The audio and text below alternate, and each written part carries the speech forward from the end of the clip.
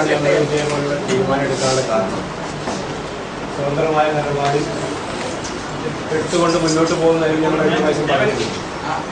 പക്ഷെ മണ്ഡലത്തിലുള്ള എല്ലാ ജനങ്ങളും ഒന്നടങ്കം അതിനെ കൂടെ പ്രവർത്തിച്ച ആൾക്കാരെ ഞങ്ങൾ കമ്മിറ്റി അംഗങ്ങൾ എല്ലാ ആൾക്കാരും അതെല്ലാം ആവശ്യപ്പെട്ട് അവരൊക്കെ പറഞ്ഞത് UDF ഏതെങ്കിലും ഘടകകക്ഷികളുമായി സഹകരിച്ച് മുന്നോട്ട് പോകണം. അപ്പോൾ അതിനനുസരിച്ച് പ്രമേയം ഞങ്ങൾ ഉണ്ടാക്കിയ പ്രമേയം ഐക്യകണ്ഠേന പാസ്സാക്കി. എല്ലാ പഞ്ചായത്തിലുള്ള മങ്കട മണ്ഡലത്തിലെ പുതിയ പഞ്ചായത്തിൽ 7 പഞ്ചായത്തിലുള്ള 7 പഞ്ചായത്തിലുള്ള ആൾക്കാരും പഴയ മണ്ഡലത്തിലുള്ള 2 പഞ്ചായത്ത് ഗുലാമന്തോളും അതുപോലെ തന്നെ എടിയൂരും അവിടുന്ന് പ്രതികളുണ്ടായിരുന്നു.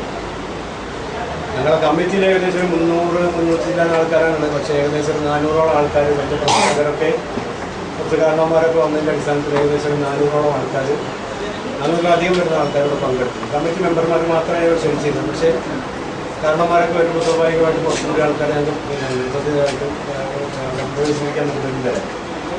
അപ്പോൾ അവരുടെയൊക്കെ എന്താ തീരുമാനം UDF വിവിധ കക്ഷികളിലേക്ക് പോകാമെന്നുള്ളതാണ്.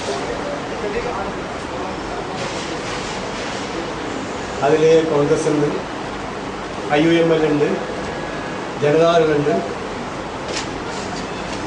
CNP ഉണ്ട്. കുറച്ച് പേര് സ്വതന്ത്രരായി UDF സ്വതന്ത്രരായി നിലനിൽക്കാതെ പറഞ്ഞിട്ടുണ്ട്. ഇതൊക്കെ ഞങ്ങൾ എഴുതി വാങ്ങുക ചെയ്തിട്ടുണ്ട്. നമ്മുടെ സംസാരത്തിന് പുറമേ കേരളത്തിൽ ചില പെരിയമാരൊരു രാഷ്ട്രീയ പിന്നെ ഇതുണ്ടായിട്ടുണ്ടാവില്ല. ഞങ്ങൾ എല്ലാ ആൾക്കാരും എഴുതി വാങ്ങുകയാണ് ചെയ്യുന്നത്. ഇനി ഞങ്ങൾ ഭാവിയിൽ 5-ാം തീയതിക്ക് ശേഷം എല്ലാ പഞ്ചായത്തുകളിലും മങ്കട മണ്ഡലത്തിലുള്ള 10 പഞ്ചായത്തിലെ എല്ലാ പഞ്ചായത്തുകളിലും ഒരു കൺവെൻഷൻ വിളിക്കുന്നുണ്ട്. കഴിഞ്ഞ കാലഘട്ടങ്ങളുടെ ഇടതുപക്ഷത്തോടു കൂടി പ്രവർത്തിച്ചിരുന്ന ആൾക്കാർ അവരെ മാത്രം വിളിച്ചുകൊണ്ടുള്ള കൺവെൻഷനായിരിക്കും. അതിൽ നിന്ന് ഇതേപോലെ എഴുതി ഞങ്ങൾ വായിക്കും അവരാരൊക്കെ ഞങ്ങൾ കൂടെ വരുന്നത്. വളരെ വലിയ ഒരു വിഭാഗം ജനങ്ങൾ ഞങ്ങളുടെ കൂടെ വരുന്നതാണ് ഞങ്ങൾ പ്രതീക്ഷിക്കുന്നത്. ഇത്രയാണ് പറയാനുള്ളത്.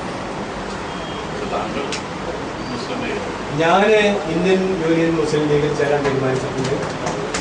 അത് എൻ്റെ മാത്രം അഭിപ്രായമല്ല. അവിടെ പങ്കെടുത്ത എല്ലാ ആൾക്കാരും ഐക്യകണ്ഠേന ഞാൻ അതിൽ തന്നെ ചേരണം എന്നോട് ആവശ്യപ്പെടുകയാണ്. അതിൽ പ്രധാനമായും അവർ പറയുന്നത് ഒരു ജനാധിപത്യ മതേതര ബോധമുള്ള പാർട്ടി, മലപ്പുറം ജില്ലയിൽ നല്ല വേരോട്ടമുള്ള പാർട്ടി, പ്രവാസികളുടെ ധാരാളം കാര്യങ്ങൾ ചെയ്യുന്ന പാർട്ടി, അതുപോലെ തന്നെ വികസന കാര്യങ്ങളിൽ വളരെ താല്പര്യത്തോടു കൂടി പ്രവർത്തിക്കുന്ന ഒരു പാർട്ടി എന്നുള്ള നിലയിലാണ് മണ്ഡലത്തിലെ ജനങ്ങൾ ഒന്നടങ്കം ഇതിനോട് ആവശ്യപ്പെടുന്നത്. ഒരാൾ പോലും അതിന് എതിരായി എന്ന് പറഞ്ഞിട്ടുള്ള എല്ലാ ആൾക്കാരും ഞാൻ IUML ചേരുന്നതിന് വളരെ സന്തോഷം പ്രകടിപ്പിക്കാറുണ്ട്. കുറേയധികം ആൾക്കാരുണ്ട്. അത് എത്രത്തോളം ഉണ്ടാകുന്നുള്ളത് പിന്നെ ഒരു 10-ാം തീയതിക്ക് ശേഷം ഇപ്പോൾ കൃത്യമായിട്ട് ഞങ്ങൾക്ക് പറയാൻ പറ്റും. കാരണം ഓരോ പഞ്ചായത്തിനും കൺവെൻഷൻ ചേരുന്നുണ്ട്. ലീഗ് ബഹുമാനപ്പെട്ട ഹൈദരലി ശിഹാബുകളുമായും അതുപോലെ തന്നെ ശ്രീ അഹമ്മദ് PK കുഞ്ഞാലിക്കുട്ടി ഇവരോടൊക്കെ സംസാരിച്ചിട്ടുണ്ട്. അവരോടൊക്കെ പിന്നെ കഴിഞ്ഞ 2-3 ദിവസങ്ങൾ നിരന്തരമായി സംസാരിച്ചിരുന്നു. ഇനിയും ആ ചർച്ച തുടരും. ഇനി പോക്ക് നിരുപാധികമാണ്. എന്തെങ്കിലും ഒരു ആവശ്യം ഉന്നയിച്ചുകൊണ്ടോ അല്ലെങ്കിൽ എന്തെങ്കിലും സ്ഥാനമാനങ്ങൾക്ക് വേണ്ടിയോ അല്ലെങ്കിൽ വേറെന്തെങ്കിലും കാര്യത്തിന് വേണ്ടിയോ അല്ല. ഈ പോക്ക് നിരുപാധികമാണ്. ഞങ്ങളുടെ കൂടെയുള്ള എല്ലാ ആൾക്കാരും പല പാർട്ടികൾക്കും പോകുന്നതൊക്കെ വേറെ ഒരു പിന്നെ സ്ഥാനമോഹങ്ങളോ ഉണ്ടായിട്ടല്ല. ഇതിപ്പോ ഒരു വിചിത്രമായിട്ടുള്ള ഒരു രീതിയാണ്. കാരണം പിന്നെ അലിയുടെ ഒപ്പം അലിയുടെ ആശയങ്ങൾക്ക് അനുസരിച്ച് നിന്നിട്ടുള്ള ആളുകൾ പല പാർട്ടിയിലേക്ക് പോകുന്നു. അപ്പം അലി ഈ പാർട്ടിയിൽ ചേരുന്നതിനോട് അവരെല്ലാവരും യോജിക്കുകയും ചെയ്യും. അപ്പൊ അങ്ങനെ ഒരു അവസ്ഥയിൽ യഥാർത്ഥത്തിൽ അലിക്ക് ഒരു ആവശ്യം വന്നാൽ ഈ പല പാർട്ടികളിൽ പ്രവർത്തിക്കാൻ തീരുമാനിച്ച ആളുകൾ വീട് കൂടിച്ചേരാൻ സാധ്യതയുണ്ട്. ഇത് UDF ഘടകകക്ഷികളുടെ മിക്കവാറും എല്ലാ ആൾക്കാരും ഒരേ രീതിയിലുള്ള നയങ്ങൾ പിന്നെ കൊടുക്കുന്ന ആൾക്കാരാണ്. സ്വാഭാവികമായിട്ടും പല പല കാര്യങ്ങൾ അവർക്ക് ഓരോ ആൾക്കാർക്ക് ഉണ്ടാവും. UDF ഘടകകക്ഷികൾ എല്ലാവരും ഏകദേശം ഒരേ പിന്നെ രീതിയിലുള്ള നയങ്ങളാണ് അവർക്കുള്ളത്. അപ്പോൾ അതൊന്നും ഒരു പ്രശ്നം ഉണ്ടാവും എന്ന് തോന്നുന്നു. കഴിഞ്ഞ 3 പ്രാവശ്യം മങ്കടയിൽ മത്സരിച്ചിരുന്നു. ഇനിയും നിയമസഭാ തെരഞ്ഞെടുപ്പിൽ മാസങ്ങൾ മാത്രം ശേഷിക്കുന്നു. താങ്കൾ ഇനിയും മത്സരങ്ങളുണ്ടാവും? ഞാനൊരു പാർട്ടിയിൽ ചേർന്നിട്ടുണ്ടെങ്കിൽ ആ പാർട്ടിയാണല്ലോ പിന്നെ തീരുമാനിക്കേണ്ടത്. അല്ലാതെ എനിക്ക് സ്വന്തമായി ഞാൻ മത്സരിക്കും അല്ലെങ്കിൽ എൻ്റെ മണ്ഡലത്തിൽ മത്സരിക്കും എനിക്ക് പറയാൻ പറ്റില്ല. മത്സരിക്കുകയാണെങ്കിൽ പാർട്ടി പറഞ്ഞാൽ മത്സരിക്കും. അതുപോലെ തന്നെ പിന്നെ എവിടെ മത്സരിക്കുന്നുള്ളതും അത് പാർട്ടി പറഞ്ഞതിനനുസരിച്ച് മാത്രമാണ് ചെയ്യും. മങ്കടയല്ല വേറൊരു ഓപ്ഷനാണ് പാർട്ടി പറയുന്നതെങ്കിൽ താങ്കൾ അതനുസരിച്ച് സ്വാഭാവികമായിട്ട് ഒരു പാർട്ടിയിൽ പ്രവർത്തിക്കുമ്പോൾ ആ പാർട്ടിയുടെ നയങ്ങൾക്കനുസരിച്ച് മാത്രമേ അതിനുള്ള ആൾക്കാർക്ക് പ്രവർത്തിക്കാൻ കഴിയൂ.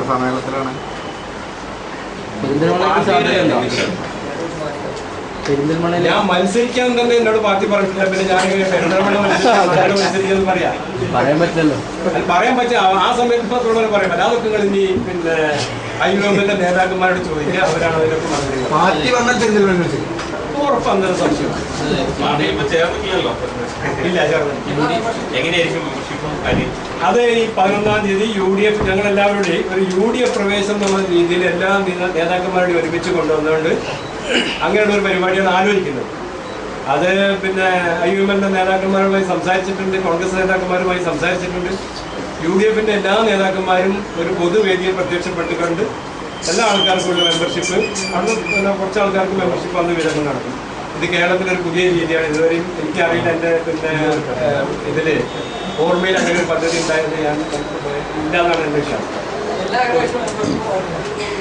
ആരൊക്കെ ചേർന്ന് ആ എല്ലാ പിന്നെ ഘടകകക്ഷികളും അവിടെ ഒരു കാര്യം, ഈ ഇടതുപക്ഷ ഏകോപന സമിതി പോലുള്ള ചില ഇടതുപക്ഷ സ്വഭാവമുള്ള സംഘടനകൾ താങ്കളുമായി ബന്ധപ്പെട്ടുവന്ന് ആ സംഘടനയിലേക്ക് ആൾക്കാർ പോകാൻ താല്പര്യപ്പെട്ടു പറഞ്ഞിട്ടുണ്ട്. പഴയ കമ്മ്യൂണിസ്റ്റുകാരായിട്ടുള്ള ആളുകൾ അല്ല, പഴയ കമ്മ്യൂണിസ്റ്റ് ഞങ്ങളൊക്കെ പഴയ കമ്മ്യൂണിസ്റ്റ് ആശയങ്ങളുള്ള ആൾക്കാരായിരുന്നല്ലോ. അവരെല്ലാവരും ഇത്തരം UDFിലേക്ക് പോകുന്നതിനോട് പൂർണ്ണമായി അവർക്കൊക്കെ യോജിപ്പാണ്. ഒരു സംശയമില്ല. പിന്നെ അവരൊക്കെ പിന്നെ പൂർണ്ണമായി യോജിപ്പാണ്. കഴിഞ്ഞ പ്രാവശ്യമൊക്കെ UDFന്റെ സഹായത്തോടു കൂടി പല മണ്ഡലങ്ങളിലും പല പഞ്ചായത്തുകളിലും ഞങ്ങൾ അവരൊക്കെ മത്സരിപ്പിച്ച് വിജയിപ്പിച്ചിട്ടുണ്ട്. അപ്പോൾ അതൊന്നും പിന്നെ ഒരു പ്രശ്നമല്ല. ചില ആൾക്കാർക്ക് പിന്നെ ഏകോപന സമിതിയിലേക്ക് പോകാൻ താല്പര്യമുണ്ട്. അവർക്ക് അതിനുള്ള ഒരു ഞങ്ങൾ പാർട്ടിയിലൊക്കെ ചേരുന്നതിന് മുമ്പ് അവർക്ക് ചെയ്തു കൊടുക്കും. പാർട്ടി ചെയ്താൽ പിന്നെ ചേർന്നാൽ പിന്നെ ആ പാർട്ടിയുടെ ഇതിനനുസരിച്ചുള്ള നടക്കാൻ പാടില്ല. അപ്പോൾ അതിൻ്റെ മുമ്പേ ആർക്കെങ്കിലും ഏകോപന സമിതിയിൽ പോകാനുണ്ടെങ്കിൽ അതിനൊരു സൗകര്യം ഞങ്ങൾ ചെയ്തു കൊടുക്കും. ഇന്നലെ CPMന്റെ ഇടയിൽ ലോക്കൽ കമ്മ്യൂണിറ്റി സെക്രട്ടറി രാജിവെച്ചിരുന്നു. ഇങ്ങനെ ആരെങ്കിലും കൂടുതൽ പേര് രാജിവെച്ച് നമ്മളോടൊപ്പം വരാനുണ്ട്? ഇനി അത് സസ്പെൻസ് ആക്കി പറയും. വീണ്ടും കൺവെൻഷൻ ഇടതുപക്ഷ പ്രവർത്തകരുടെ കൺവെൻഷൻ വിളിക്കുന്നുണ്ടെന്ന് പറഞ്ഞല്ലോ. അപ്പോൾ യഥാർത്ഥത്തിൽ ഇനിയും കൂടുതൽ ആളുകൾ അതിൽ നിന്ന് ആകർഷിക്കാനാണോ അല്ല ഇപ്പോഴുള്ള നിലപാട് കൂടുതൽ അറിയിക്കാനാണോ? അല്ല, അത് സ്വാഭാവികമായിട്ടും ഇനിയിപ്പോഴുള്ള ആവശ്യം തന്നെ അവരെ അനാഥരാക്കിക്കൊണ്ട് അല്ലെങ്കിൽ അവരുടെ പിന്നെ സമ്മതമാകാതെ പോകാൻ പാടില്ല. അപ്പോൾ അവരുടെ കൂടെ കൂട്ടിക്കൊണ്ട് ഞങ്ങൾ പോകുമ്പോൾ സ്വാഭാവികമായിട്ട് അവരെ കൂടി ഉണ്ടാകേണ്ട ഒരു പിന്നെ പ്രതിയാണ് നടപ്പിലാക്കുന്നത്. ഇപ്പം കഴിഞ്ഞ പ്രാവശ്യം മങ്കട മണ്ഡലത്തിലെ പഴയ മണ്ഡലത്തിൽ ഏകദേശം 40,000-ഓളം വോട്ടാണ് UDFന് ലീഡ് വന്നത്. ഞാൻ മത്സരിച്ചപ്പോൾ LDFന് 5,000 വോട്ടാണ്. അപ്പോൾ അത്രയും വ്യത്യാസമുണ്ട്. ആ ആൾക്കാരൊക്കെ ഞങ്ങളുടെ ആഹ്വാനം അനുസരിച്ചാണ് ഞങ്ങളുടെ പ്രവർത്തനം കൊണ്ട് പിന്നെ UDFന് വോട്ട് ചെയ്തത് ഞങ്ങൾ പ്രതീക്ഷിക്കും. അപ്പോൾ ഈ ആൾക്കാരോട് അവരെ കൂടി കൂട്ടത്തിൽ കൊണ്ടുപോകാനുള്ള ശ്രമം ഞങ്ങൾ നടത്തും. ഇടതുപക്ഷവും കമ്മ്യൂണിസ്റ്റ് പാർട്ടിയൊക്കെ എങ്ങനെയായിരിക്കും, CPM ഒക്കെ എങ്ങനെയായിരിക്കും? അത് എനിക്ക് എങ്ങനെ പറയാൻ പറ്റുമോ? സ്വാഭാവികം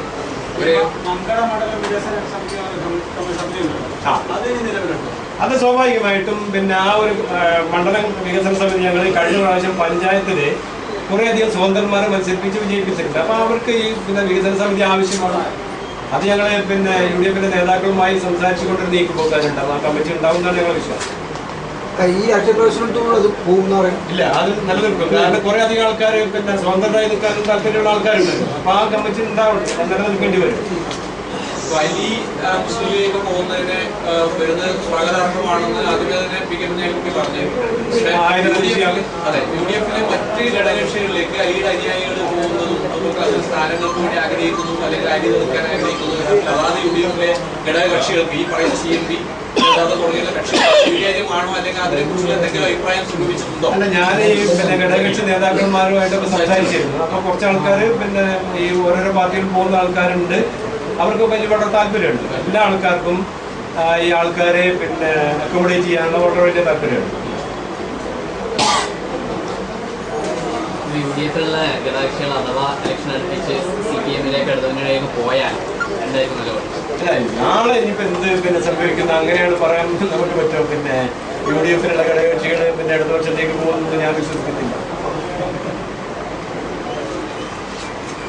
ഇപ്പോൾ സർവ്വതന്ത്ര സ്വതന്ത്രനായിട്ട് നിൽക്കുമെന്ന് പറഞ്ഞുകൊണ്ട് ഒരു പാർട്ടിയുടെ തണലിലേക്ക് പോകുന്ന താങ്കൾ ശരിക്കും നേരത്തെ പറഞ്ഞുകൊണ്ടിരിക്കുന്ന വികസനത്തെ സംബന്ധിച്ച് അതുപോലെ തന്നെ പിന്നെ നാട് താത്വികമായിട്ട് ആശയപരമായിട്ടൊക്കെ പറഞ്ഞുകൊണ്ടിരിക്കുന്ന കാര്യങ്ങളിൽ ഇനിയിപ്പോ നമുക്ക് എന്തെങ്കിലും മാറ്റം വരുത്തേണ്ടി വരില്ല. ഇല്ല, ഞാൻ ആ പ്രമേയത്തിൽ അത് വളരെ വിശദമായിട്ടുണ്ട്. പ്രമേയത്തിനെ പറ്റി പിന്നെ കാര്യങ്ങൾ പറഞ്ഞിട്ടുണ്ട്. എന്തുകൊണ്ടാണ് ഞാൻ വികസന രാഷ്ട്രീയത്തിൽ വിശ്വസിക്കുന്ന ഒരാളാണ്. സ്വാഭാവികമായിട്ടും വികസനം നാട്ടിൽ കൊണ്ടുവരുന്നുണ്ടെങ്കിൽ അത് മലപ്പുറം ജില്ലയിലും കേരളത്തിലും എൻ്റെ ആഗ്രഹം ഈ കേരളമായിരിക്കണം ലോകത്ത് വെച്ച് ഏറ്റവും പിന്നെ കൂടുതൽ വികസനമുള്ള സംസ്ഥാനമാണ്. അപ്പോൾ അതിനുവേണ്ടി ഒരു പാർട്ടി ശക്തമായിട്ട് നിലനിൽക്കുന്നുണ്ടെങ്കിൽ മാത്രമേ നമുക്ക് നടപ്പിലാക്കാൻ കഴിയുള്ളൂ എന്നുള്ള ഒരു തിരിച്ചറിവ് കൂടി ഇതിന് പിന്നിലുണ്ട്. ഇപ്പോൾ മുസ്ലിം ലീഗ് അംഗീകരിച്ച് നടപ്പിലാക്കുന്ന വികസന കാഴ്ചപ്പാട് വികസന കാഴ്ചപ്പാട് അവർക്ക് ശരിക്കും അവർക്ക് ജനാധിപത്യ മതേതര പിന്നെ വിശ്വാസമുണ്ട്. അതുപോലെ തന്നെ വികസന കാര്യങ്ങളിൽ അവിടെ മറ്റുള്ള UDF കക്ഷികളോ അതേ രീതിയിൽ തന്നെ പ്രവർത്തിക്കുന്നുണ്ട്. നല്ല പിന്നെ കാഴ്ചപ്പാടുണ്ടെന്ന് ഞാൻ മനസ്സിലാക്കുന്നു.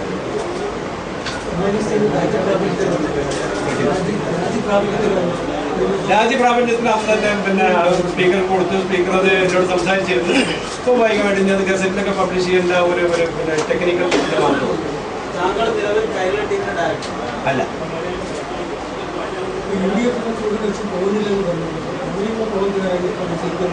എനിക്കറിയില്ല, അതുകൊണ്ട് ഞാൻ UDF രാഷ്ട്രീയം പഠിക്കാനായിട്ടില്ലല്ലോ. പിന്നെ ഞാൻ പഠിച്ചല്ലാന്ന് പറഞ്ഞിട്ടുള്ളൂ.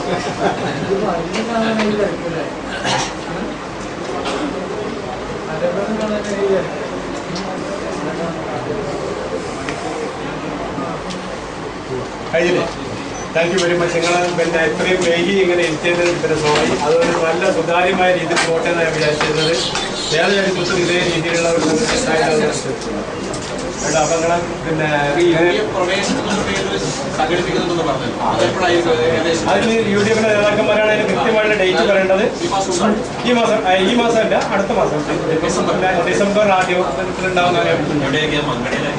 മങ്കടയിൽ വലിയൊരു മീറ്റിംഗ് ഇപ്പൊ കഴിഞ്ഞതല്ലേ. അത് മലപ്പുറം ജില്ലയിലായിരിക്കാം, എവിടെയായിരിക്കാനുള്ള സാധ്യതയുണ്ട്. എവിടെയാണെന്ന് എനിക്കറിയില്ല. അതൊക്കെ ഇനി അവരാണ് അവരോട് ഉത്തരവാദിത്തം. സെക്കൻഡ് വീക്കോട് കൂടി 10 15 ഗ്യാപ്പ് വേണം പ്രിപ്പറേഷൻ.